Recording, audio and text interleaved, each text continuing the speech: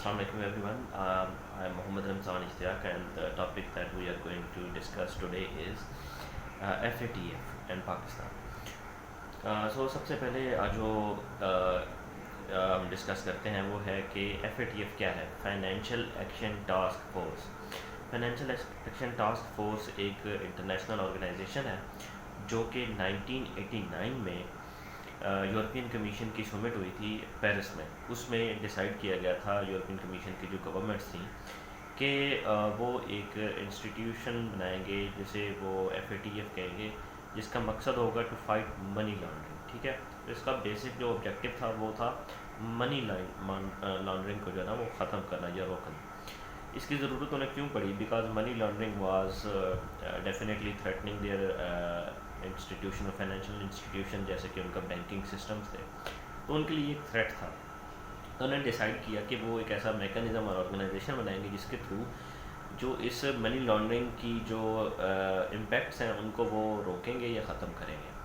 तो अगला सवाल ये आता है कि ये काम कैसे करती है। काम FATF इस तरह करती है कि 1990 में, यानी कि 1 year from the day of Inception, तो उन्होंने डिसाइड किया कि उन्होंने एक 40 रेगुलेशंस बनाई, कम्प्रीहेंसिव प्लान बनाया, जिसके थ्रू उन्होंने कहा था कि ये रिकमेंडेशंस होंगे जिनके थ्रू हम मनी लॉन्ड्रिंग को ख़त्म करने की कोशिश करेंगे। ठीक है, अब अगला हमारा कंसर्न ये है कि पाकिस्तान क्यों इन रिकमेंडेशंस को फॉलो करें। पाकिस्तान तो यूरोपियन कमीशन में नहीं था, तो क्यों पाकिस्तान ये फॉलो कर रहा है? तो इसका आंसर ये है कि 1997 में एक एशियन पैसिफिक ग्रुप बनाया गया जो कि सिस्टर ऑर्गेनाइजेशन थी FATF की।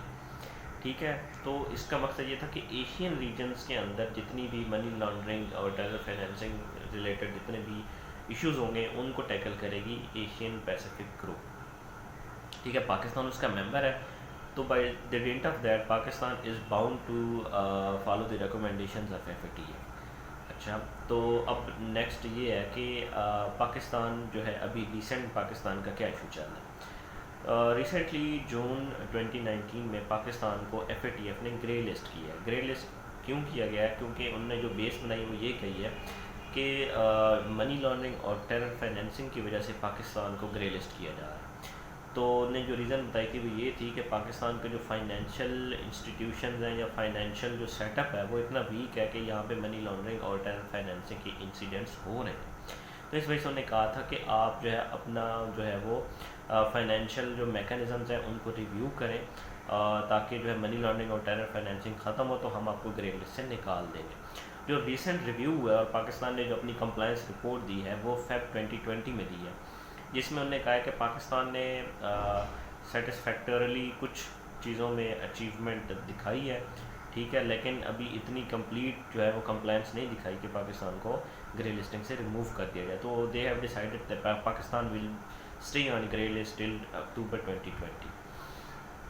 ओके, तो अब हम बात करते हैं कि what will be impacts of staying on grey listing. Pakistan के ऊपर ग्रे लिस्टिंग लगी हुई है, तो इसका मकसद मतलब ये है कि पाकिस्तान की जितनी भी फाइनेंशियल ट्रांजैक्शंस होंगी विद इन कंट्री और विद जो है वो आउटसाइड कंट्री, वो काफ़ी मुश्किल हो जाएगी। ग्रे लिस्टिंग पे रहने का मतलब ये भी हो सकता है कि अगर FATF डिसाइड करता है कि पाकिस्तान को ग्रे लिस्टिंग से निकाल के ब्लैक लिस्टिंग में डालना है, तो पाकिस्तान के लिए ये एक बहुत ही जो है वो मुश्किल सिनेरियो क्रिएट हो जाएगा, क्योंकि ये इसके थ्रू पाकिस्तान की जितनी भी बाहर से अगर कोई बंदा इन्वेस्ट या इंस्टीट्यूशन या कोई कंपनी इन्वेस्ट करना चाह रही है तो FATF के मेंबर्स उनको कहेंगे कि ये हमारे कुछ चेक्स हैं, पहले आप इनको पूरा करें, उसके बाद आप इन्वेस्टमेंट कर सकते हैं पाकिस्तान में।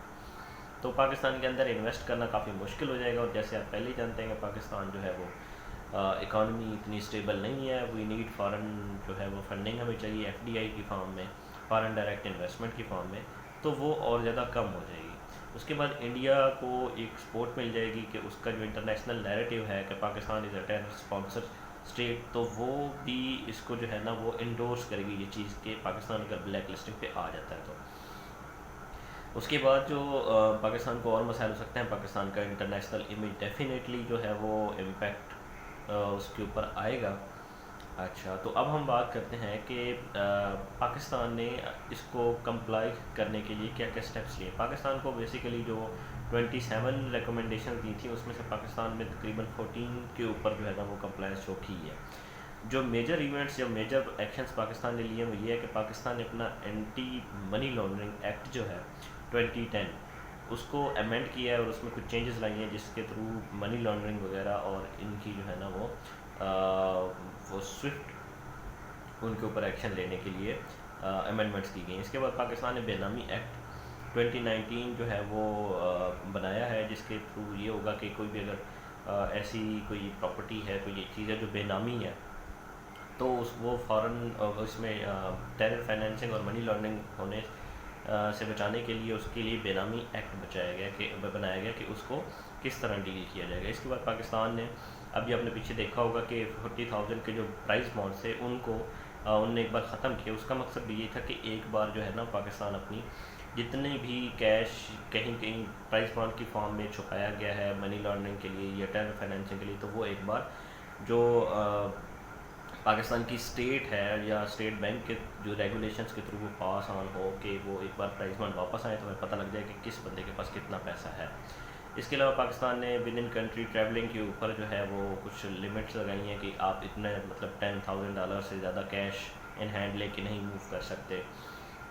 اسی طرح آپ کے جو ریئل اسٹیٹ سیکٹر ہے وہ بہت بڑا سیکٹر ہے جو کہ جس کی ورتھ تقریباً 500 بلین روپیز ہے اس کو ریگولیٹ کرنے کے لیے بنائی گئی ہیں ریگولیشنز بنائی گئی ہے کیونکہ ان کے تھرو بھی ٹیرر فائنینسنگ اور منی لرننگ ہوتی رہی ہے.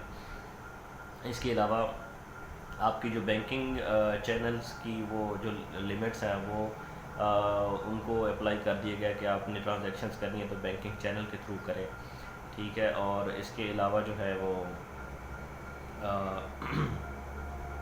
اور بھی بہت ساری اس طرح کی ریکمنڈیشنز ہیں اور ایکشن ہیں. جس طرح کا فائنینشیل مانیٹرنگ یونٹ ایک بنایا گیا ہے جس کا مقصد یہی ہے کہ کسی قسم کی منی لانڈرنگ اور ٹیرر فائنینسنگ کی ایکٹیویٹی ہو تو وہ اس کو ڈیٹیکٹ کرے اور باقی ایجنسیز کے ساتھ کولیبوریٹ کرے. تو یہ ایک بڑا بریف سا ٹاپک تھا. یہ CSS 2020 میں بھی یہ ٹاپک آ چکا ہے. Thank you so much for watching. اللہ حافظ.